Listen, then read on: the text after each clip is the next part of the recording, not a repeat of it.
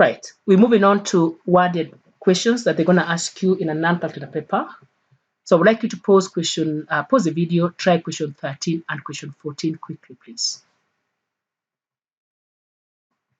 Okay, hope you've tried question 13 and 14.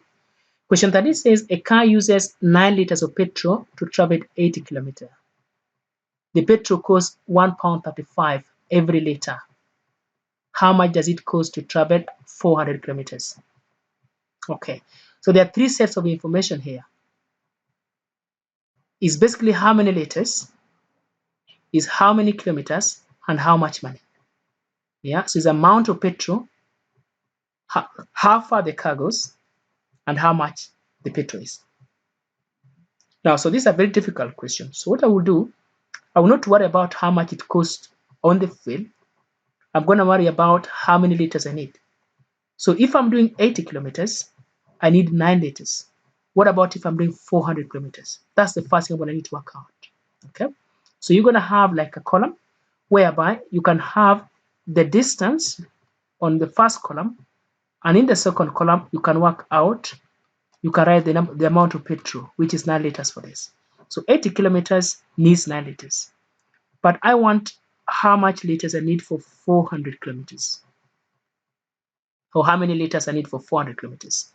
Right, what you need to do here, you need to see what the link is between 80 and 400. You can see that this 400 is 5 times more. Yeah, so the distance 400 kilometers is 5 times more the distance, which is 80 kilometers. So if the distance is 5 times longer, you're going to equally need 5 times more fuel. Okay, so you need 5 times more fuel because the distance is 5 times longer. So you're going to need to times the 9 liters by 5, which is going to be 45 liters. Okay, in other words, if you want to do 400 kilometers, you will need 45 liters. Now, once you've worked out how many liters you need, you then need to work out how much money you need. They are telling me that 1 liter is £1.35, but I'm not buying 1 liter, I'm buying 45 liters, right? So which means that I'm going to times 45 liters, or I'm going to times £1.35, we're going to times by 45 liters. Okay, so it's 1.35 times by 45. Now, to do this kind of a question, you can use the grid method I showed you earlier, whereby you start with a bigger number. Now, when you have a number that has got decimal point like this, you can always ignore the decimal point. So then this one is 100, and this 3 becomes a 10, so it's 30. And that 5 becomes what? Becomes a unit. Then we're going to times by 45. 4 and 5. Okay?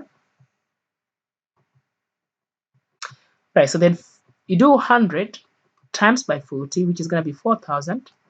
And you do 100 times 5, which is 500. No, which is 500. That's 4,000.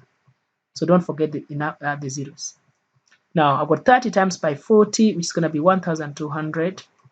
And then 30 times by 5, which is going to be 150. Okay.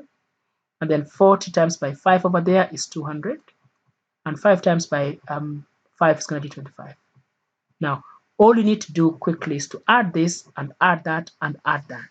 Okay. So when you do that, you just lay that out. I'm going to just do that quickly for you. So I've got 4,000.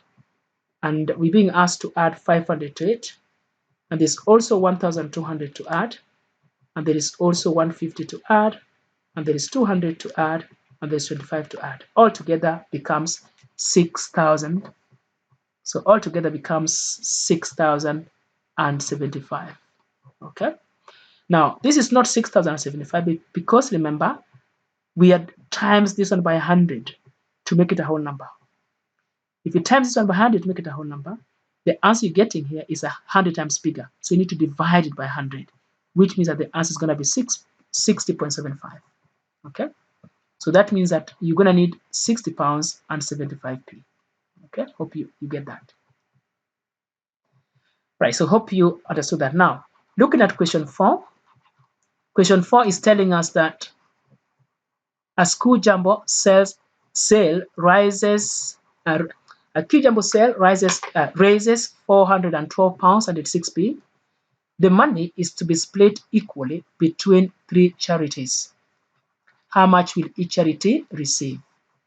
Now the money is being shared. So very quickly here, I will be dividing. Yeah, sharing means you divide. Now I want to divide this one into 3 charities. So I'm going to use this method here, whereby the number that I'm going to divide would go inside. So I've got 412.86 and I'm dividing by 3. I will need my 3 times table in my head to be able to do this without a calculator.